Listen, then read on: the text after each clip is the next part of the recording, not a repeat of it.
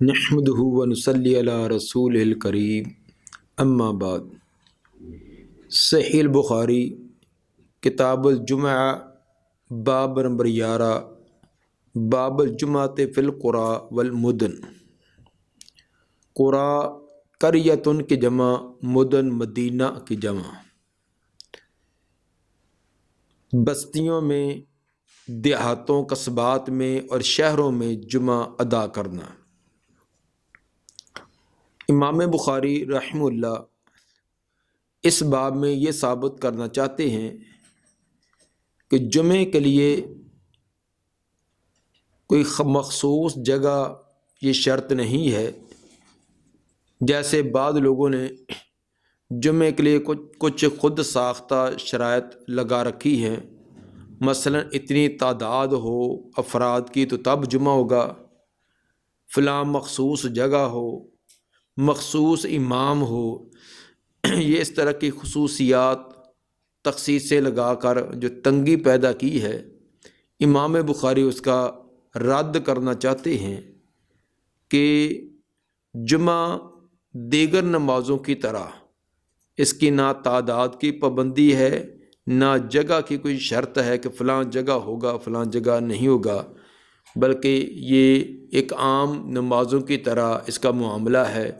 البتہ خاص چیزیں جو اس کے اندر ہیں ان کا الگ سے تذکرہ آ چکا ہے، جس کا تذکرہ نہیں وہ عموم پر ہی باتیں رہیں گی۔ تو اس کے اندر ائمہ ثلاثہ، امام شافعی، امام مالک، امام احمد رحمہم اللہ اور دیگر محدثین اور فقہاء کا نظریہ یہی ہے جو امام بخاری رحمہ اللہ کا ہے کہ بستیوں میں، قصبات میں، شہروں میں تمام جگہ جمعہ ادا کیا جا سکتا ہے، جبکہ امام ابو حنیفہ رحمہ اللہ کے نزدیک جمعے کے لیے مدن یعنی شہر کی شرط ہے کہ عید ہو یا جمعہ ہو وہ شہر کے اندر ادا کیا جائے۔ اس سلسلہ میں امام بخاری رحمہ اللہ ائمہ ثلاثہ کے نظریے کو واضح کرنا چاہتے ہیں، اور اس کے بہت سارے دلائل بھی ہیں۔ ایک بڑی دلیل تو یہی ہے کہ جمعہ ہر مسلمان پر فرض ہے۔ قرآن نے تمام کو حکم دیا کہ یا ایھا الذین آمنوا اذا نودی للصلاۃ من یوم الجمعہ فاسعوا الی ذکر اللہ وذروا البیع۔ یہ حکم جمعے کا تمام کو ہے، خاص شہروں میں رہنے والے ہوں یا بستیوں میں رہنے والے ہوں۔ البتہ جو مستثنیٰ افراد ہیں ان کا تذکرہ الگ آ چکا ہے۔ اسی طرح ایک حدیث میں نبی صلی اللہ علیہ وآلہ وسلم نے فرمایا کہ رواح الجمعہ واجب علی کل محتلم، جمعے کے لیے جانا واجب ہے ہر بالغ آدمی پر۔ یہ سنن نسائی کتاب الجمعہ حدیث نمبر 1372 اور ابو داؤد کے حدیث نمبر 342 ہے۔ اسی طرح ایک حدیث میں یہ الفاظ بھی ہیں کہ الجمعۃ حق واجب علی کل مسلم فی جماعت، جمعہ ہر مسلمان پر باجماعت ادا کرنا یہ لازم اور ضروری ہے، الا اربع، سوائے چار کی استثناء، عبد مملوک، غلام جو کسی کے غلامی میں ہے وہ، اسی طرح امرا، عورت، صبی، بچہ، اور مریض یا مریض، ان چار کی استثناء ہے۔ اگر یہ جمعے کے لیے نہ آئیں تو ان میں کوئی حرج نہیں، باقی لوگوں کا آنا لازمی ہے۔ یہ روایت ابو داؤد کی حدیث نمبر 167 اور مستدرک علی الصحیحین کے اندر بھی یہ روایت ہے، اس کے حدیث نمبر 1062۔ تو اس لیے صحیح اور راجح بات یہی ہوئی کہ جمعہ یہ بستیوں کے اندر بھی ادا کیا جا سکتا ہے، جس طرح کہ اس حدیث کے اندر بھی آگے جو امام بخاری رحمہ اللہ نے درج کی اس میں بھی اس کا تذکرہ ہے، اور مصنفہ ابن ابی شیبہ جلد 2 صفحہ 101 پر حضرت حذیفہ، حضرت علی رضی اللہ عنہما سے کے روایت وہ حضرت عمر رضی اللہ تعالیٰ سے بیان کرتے ہیں کہ انہ کاتب الی اہل بحرین، حضرت عمر رضی اللہ تعالیٰ عنہ نے بحرین کے علاقے کے لوگوں کو خط لکھا، انجمعوا حیث ما کنتم، تم جہاں کہیں بھی ہو وہاں جمعہ ادا کیا کرو۔ تو وہاں دیہاتوں میں، بستیوں میں، جہاں کہیں تم رہتے ہو وہاں جمعہ ادا کرو، یہ عام بات تھی، اور تمام کو، شہروں والوں کو بھی اور بستیوں والوں کو، تمام کو کہا۔ اسی طرح مصنفہ ابن ابی شیبہ جلد 2 صفحہ 101 اور 102 پر ابو رافع حضرت ابو ہریرہ رضی اللہ تعالیٰ عنہ سے روایت حضرت عمر رضی اللہ تعالیٰ عنہ سے نقل کرتے ہیں، وہ بھی اسی طرح انہی الفاظ کے ساتھ ہے جس کو امام ابن خزیمہ نے صحیح کہا ہے۔ حافظ ابن حجر رحمہ اللہ نے صحیح ابن خزیمہ کے حوالہ سے بیان کیا ہے، لیکن معرفت السنن والآثار حدیث نمبر 6336 کے اندر بھی یہ حسن درجے کی سند کے ساتھ یہ روایت موجود ہے۔ اسی طرح بہقی جلد 3 صفحہ 178 پر ولید بن مسلم فرماتی ہیں کہ میں نے لیث بن سعد سے سوال کیا اس کے بارے میں، فقال کل مدینۃ او قریۃ فیہا جماعۃ امروا بالجمعہ، ہر شہر اور بستی جس کے اندر باجماعت نماز کا اہتمام ہے ان کو جمعے کا بھی حکم دیا گیا ہے۔ اور فرمایا کہ فإن أهل مصر وسواحلها كانوا يجمعون الجمعہ على عہد عمر و عثمان بأمرهما، کہ مصر والے اور مصر کے جو ساحلی علاقے، سمندر کے کنارے جو ساحلی بستیاں وغیرہ تھیں، وہ تمام کے تمام حضرت عمر حضرت عثمان رضی اللہ عنہما کے دور میں ان کے حکم سے جمعہ ادا کیا کرتے تھے۔ اور فرماتے ہیں فیہما رجال من الصحابہ، جن علاقوں کو، جن بستیوں اور دیہاتوں کو حکم دیا گیا تھا کہ وہ جمعہ پڑھیں، ان کے اندر صحابہ کی تعداد بھی موجود تھی۔ اسی طرح مصنف عبد الرزاق حدیث نمبر 5185 میں صحیح سند کے ساتھ ابن عمر رضی اللہ تعالیٰ عنہ کی روایت ہے کہ انہ کان یرا اہل المیاح بین مکہ والمدینہ یجمعون فلا یعیب علیہم۔ عبداللہ بن عمر فرماتی ہیں کہ انہوں نے دیکھا کہ مکہ اور مدینہ کے درمیان پانی والے ڈیرے، وہ لوگ جہاں کچھ نہ کچھ پانی تھا وہاں انہوں نے ڈیرے لگائے تھے، چند گھر تھے، وہ بھی جمعے کا اہتمام کرتے تھے اور کوئی بھی ان پر عیب نہیں لگاتا تھا۔ تو ثابت ہوا ان تمام کے تمام آثار سے کہ صحابہ کرام کے دور کے اندر، خلفائے راشدین کے دور کے اندر بھی دیہاتوں اور بستیوں کے اندر جمعہ پڑھانے کا اہتمام کیا جاتا تھا۔ امام ابو حنیفہ رحمہ اللہ کے نزدیک شہر کی جو شرط ہے اس کے بارے میں امام محمد رحمہ اللہ نے امام ابو حنیفہ سے سوال کیا کہ اگر دیہات کے لوگ جمع ہو کر جمعہ پڑھ لیں تو پھر انہوں نے فرمایا کہ ان کا جمعہ نہیں ہے، وہ ظہر کی نماز دہرائیں۔ یہ المبسوط جلد 1 صفحہ 346 بحوالہ شرح سے مسلم از غلام رسول سعیدی، یہ انہوں نے یہ بات بیان کی ہے۔ پھر شہر کی بھی مختلف تعریفیں کی گئی ہیں کہ یہ جو کہا گیا کہ بڑے شہر کے اندر جمعہ ہو سکتا ہے، بستی میں نہیں، تو پھر جمعے شہر کی مختلف تعریفیں کی گئی کہ وہ کون سا شہر ہونا چاہیے۔ ان کے بارے میں جو راج تعریف جو ہے وہ سعیدی صاحب جو بریلوی مکتبہ فکر کے بہت بڑے سکالر ہیں، تو وہ فرماتے ہیں کہ رد المختار جلد 1 صفحہ 748 پر جو شہر کی تعریف کی گئی ہے وہ زیادہ جامع ہے۔ وہ تعریف جو امام ابو حنیفہ رحمہ اللہ سے نقل کی گئی ہے کہ ان ابی حنیفہ انہ بلدۃ کبیرۃ فیہا، امام ابو حنیفہ رحمہ اللہ سے یہ منقول ہے کہ بڑا شہر وہ ہوگا فیہا سککن و اسواقن، جس کے اندر گلیاں بھی ہوں، بازار بھی ہوں، ولا رساتیق، اور اس کے اندر آمد و رفت سامان کو لانے لے جانے کے انتظامات بھی ہوں، وفیہا والن یقدر علی انصاف المظلوم من الظالم، اور وہاں ایسا حکمران بھی، قاضی بھی ہو، حکمران بھی ہو جو مظلوم کو انصاف دلوا سکے اور ظالم کا ہاتھ پکڑ سکے بے حشبت ہی، اپنی طاقت کے ساتھ، و علم ہی، اور اپنے علم کے ساتھ، اور علم غیر یا دوسروں سے کہ علم کے ذریعے یہ وہ چیز نافذ کر سکے۔ اور یرجع الناس الیہ فیما یقع من الحوادث، اور جو لوگوں کو کوئی مشکلات پیش آئیں وہ اپنے اس حاکم کی طرف رجوع کر کے اپنی پریشانیوں کو حل بھی کروا سکیں۔ جس شہر کی یہ خوبیاں ہوں، ایسی چیزیں ہوں، گلیاں بھی ہوں، بازار بھی ہوں، آمد و رفت کے تمام انتظامات بھی ہوں، وہاں ساز و سامان بھی تمام ملتا ہو، وہاں کے ایسا قاضی بھی ہو جو ظالم کا ہاتھ پکڑے، مظلوم کو انصاف دلائے، اور لوگ اپنی تمام پریشانیاں کا ازالہ کروانے کے لیے اس کے پاس جائیں اور ان کو انصاف ملتا ہو، تو یہ صحیح تعریف ہے شہر کی۔ تو اس شہر کے اندر جمعہ ہو، باقیوں میں جمعہ نہیں ہے۔ یہ تھا جو امام صاحب سے، امام ابو حنیفہ رحمہ اللہ سے سعیدی صاحب نے یہ مبسوط کے اس کا رد مختار کے حوالہ سے تعریف نقل کی ہے۔ تو اس سلسلہ میں ایک تجلیات رحمانی صفحہ 338 پر ایک مولانا قاری سعید الرحمن، انہوں نے ایک لطیفہ بھی ایک درج کیا۔ فرماتے ہیں کہ مولانا اشرف علی تھانوی رحمہ اللہ سے ان کے مرید مولوی عبد الرحمن کامل پوری، انہوں نے دیہات میں جمعہ پڑھنے کے متعلق سوال کیا، تو تھانوی صاحب فرمانے لگے کہ ایسے موقع پر فاتحہ خلف الامام پڑھ لینا چاہیے تاکہ امام شافعی کے مذہب کی بنا پر نماز ہو جائے،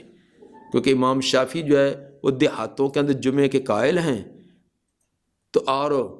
جب وہ جمعے کے قائل ہیں تو سورہ فاتحہ کے بھی قائل ہیں، پھر ان کی اتباع کرتے ہوئے سورہ فاتحہ بھی پڑھ لینی چاہیے۔ یہ بھی ایک نئی بات اس میں آپ کو معلوم ہوگی۔ تو بہرحال یہ ایک بڑی عجیب داستان ہے کہ کتابوں کے اندر تو یہ لکھا ہوا ہے احناف کی کتابوں میں کہ جمعے کے لیے، عید کے لیے بڑا شہر جو شرط ہے، دیہاتوں میں قصبات میں جمعہ نہیں ہوتا، لیکن امر واقع یہ ہے کہ ایک کے دیہات کے اندر 4 مسجدیں ہیں اور چاروں مسجدوں کے اندر جمعہ ہوتا ہے، کس میں 4، کس میں 5۔ ہمارے گاؤں میں تو میرا خیال ہے کہ 7-8 مسجدیں ایک گاؤں کے اندر احناف کی، اور 7-8 کے اندر ہی جمعہ ہوتا ہے۔ تو تھوڑے تھوڑے فاصلے پر چھوٹی چھوٹی جماعتیں ہیں، تو وہاں جب جمعے کا اہتمام ہے، لیکن کتابوں کے اندر یہ ہے، اور بحث مباحثہ اور مناظرے کے لیے بھی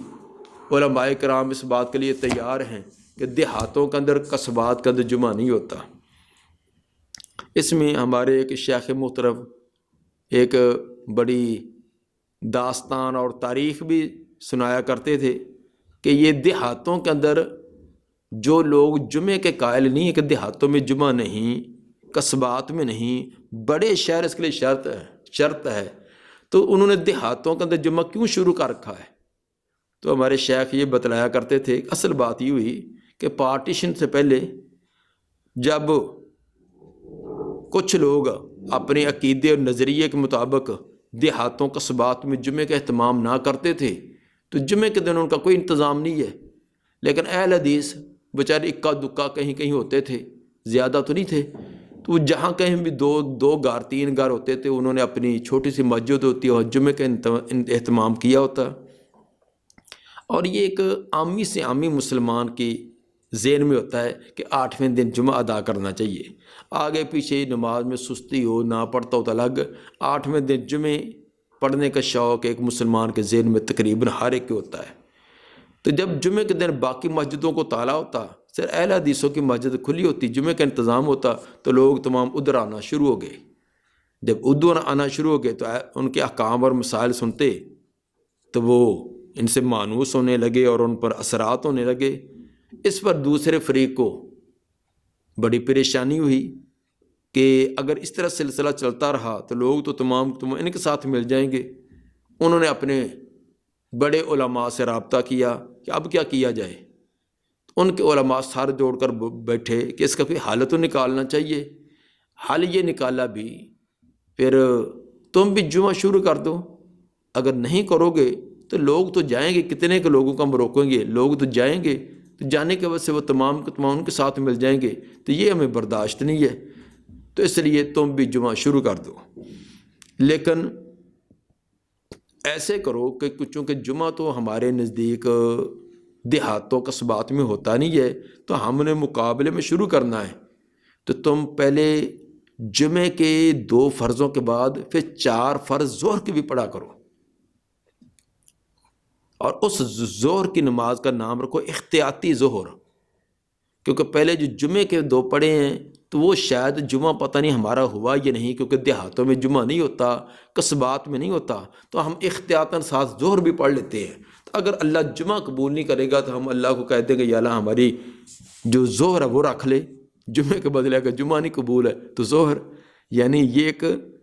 کہ جمعہ دیہاتوں میں شروع کرو، لیکن جمعے کے فرضوں کے بعد 4 رکعت ظہر کے فرض بھی پڑھو، اس کا نام احتیاطی ظہر رکھو۔ یہ اب بھی جو ان کے لوگ، کچھ لوگ جو نا عامی عوام کو تو نہیں یہ پتہ، لیکن ان کے خواص کو اس کا پتہ تھا، اس کا انتظام بھی کرتے ہیں۔ پھر دوسری بات یہ تھی کہ اسی فریق کے نزدیک جمعے کا خطبہ یا دیگر خطبات وہ عربی زبان میں،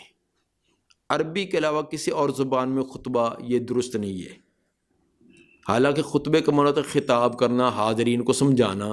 تو جو ان کی زبان ہے اسی زبان میں بتلائیں کہ وہی خطبہ ہے، وہی خطاب ہے۔ لیکن نظریہ یہ تھا، بیان یہ تھا کہ عربی زبان کا اندر جمعہ ہو سکتا ہے،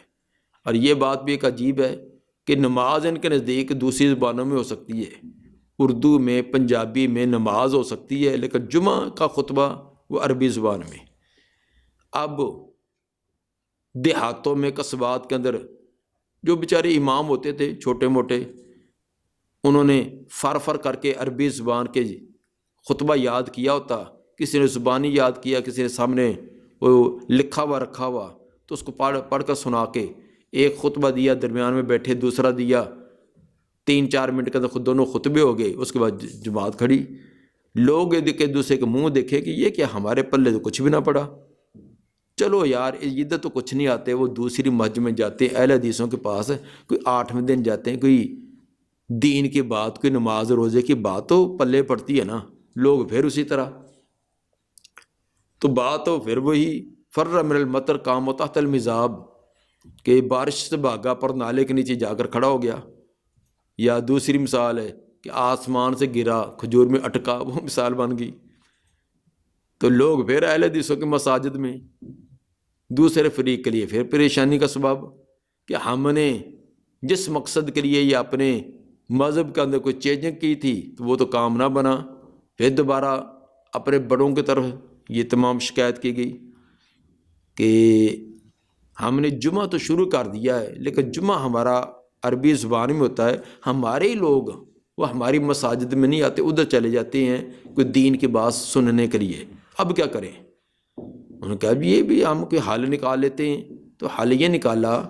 کہ تم پہلے رکھو تقریر، پہلے تقریر رکھو، وہ اردو میں، پنجابی میں، جو بھی اس زبان میں کرو۔ تقریر کرنے کے بعد پھر جب جمعے کا ٹائم ہو پھر کہو اذان، اذان کے بعد کھڑے ہو کر وہ 2 خطبے وہ عربی میں ہوں گے، وہ نہیں ہم نے تبدیل کرنا۔ خطبہ جب عربی زبان میں ہوگا تو خطبے سے پہلے گھنٹہ لگاؤ، پونا گھنٹہ لگاؤ، آدھا گھنٹہ لگاؤ، جتنا مرضی وہ تقریر اس کا جمعے کے ساتھ کوئی تعلق نہیں، وہ جمعے سے الگ ہے۔ ہاں تقریر کے بعد اذان ہوگی، اب اذان ہے، اب جمعہ شروع ہوا ہے، دوسری اذان سے جمعہ شروع ہوتا ہے، وہ اذان ہوگی، اذان کے بعد امام صاحب کھڑے ہو کر عربی زبان کا فر کر کے ہاڑ سیال ایک ہی رٹا رٹایا، کوئی تبدیلی نہیں، ایک خطبہ ہمیشہ رہے گا، پہلے ایک پڑھا، درمیان میں بیٹھے ہوئے دوسرا پڑھ دیا، یہ عربی زبان میں، وہ پہلا تقریر ہو گئی، یہ خطبہ ہو گیا۔ اور یہ تمام مساجد میں آپ دیکھتے ہیں ایسے ہی ہو رہا ہے، حالانکہ وہ تقریر جو پہلے ہوتی ہے وہ جمعے کا حصہ نہیں ہے، نہ وہ جمعہ ہوتا ہے اذان کے بعد۔ تو یہ تھا وہ تمام کے تمام جو ایک تاریخی چیز جو موجودہ دیہاتوں میں، قصبات میں، چھوٹی چھوٹی بستیوں کے اندر انہی لوگوں جو دیہاتوں کے اندر جمعے کے قائل نہیں ہے، اب انہوں نے ہر جگہ شروع کیا ہے، اس کی ایک تاریخ جو ہمارے شیوخ بتلایا کرتے تھے، واللہ عالم۔ بہرحال امام بخاری رحمہ اللہ یہ ثابت کرنا چاہتے ہیں کہ بستیوں میں، شہروں میں ہر جگہ جمعہ درست ہے۔ اس کے لیے حدیث بیان کی، حدیث نمبر 892، قال حدثنا محمد بن المثنى قال حدثنا ابو عامر العقدي قال حدثنا ابراہیم بن طہمان عن ابی جمرۃ الزبعی عن ابن عباس قال انہ قال ان اول جمعۃ جمعت بعد جمعۃ فی مسجد رسول اللہ صلی اللہ علیہ وسلم فی مسجد عبد القیس بجواسہ من البحرین۔ ابن عباس رضی اللہ عنہما فرماتے ہیں کہ ان اول جمعۃ، بے شک پہلا جمعہ، جمعت جو جمعہ پڑھا گیا، ادا کیا گیا، بعد جمعۃ فی مسجد رسول اللہ صلی اللہ علیہ وسلم، نبی صلی اللہ علیہ وسلم کی مسجد کے بعد، مسجد نبوی کے بعد سب سے پہلا جمعہ جہاں ادا کیا گیا وہ مسجد عبد القیس بجواسہ، جواسہ بستی کے اندر عبد القیس کی مسجد میں تھی، جو کہ بحرین میں ہے۔ بحرین کے اندر ایک دیہات تھا جواسہ، اس جواسہ دیہات میں بستی کے اندر عبد القیس قبیلے کی ایک مسجد تھی، اس مسجد کے اندر سب سے پہلا جمعہ مسجد نبوی کے بعد جو پہلا جمعہ وہاں ادا کیا۔ جواسہ یہ ایک بستی تھی، بعد کے اندر یہ شہر بنا ہے۔ تو جس وقت وہاں جمعے کا اہتمام کیا گیا تو اس وقت یہ بستی ہی تھی، اس لیے امام بخاری رحمہ اللہ اس کو قراء کے اندر لائے ہیں، اور حافظ ابن حجر رحمہ اللہ نے بھی اس کی تفصیل بیان کی ہے کہ بعد کے اندر ایسا بڑھتی یہ بہت ایک شہر بن گیا تھا۔ تو ہمارے بھی بہت سارے شہر ایک دن دیہات ہی تھے، تو چلتے چلتے جو حتیٰ کہ جو آج کل تحصیلوں تک بنے ہوئے ہیں، تو یہ بھی ایک دور میں چھوٹے چھوٹے قصبے ہی تھے۔ تو اس وقت یہ ایک چھوٹی سی بستی تھی، چھوٹا سا ایک دیہات تھا، بعد کے اندر آبادی بڑھتی گئی تو پھر ایک شہر کی شکل اختیار کر لی۔ بہرحال سب سے مسجد نبوی کے بعد جو سب سے پہلے جمعے کا اہتمام کیا گیا وہ اسی جگہ ہے، تو یہ دیہات تھا صاحب، تو واقعی دیہاتوں کا اندر جمعہ پڑھنا یہ درست ہے۔ حدیث نمبر 893،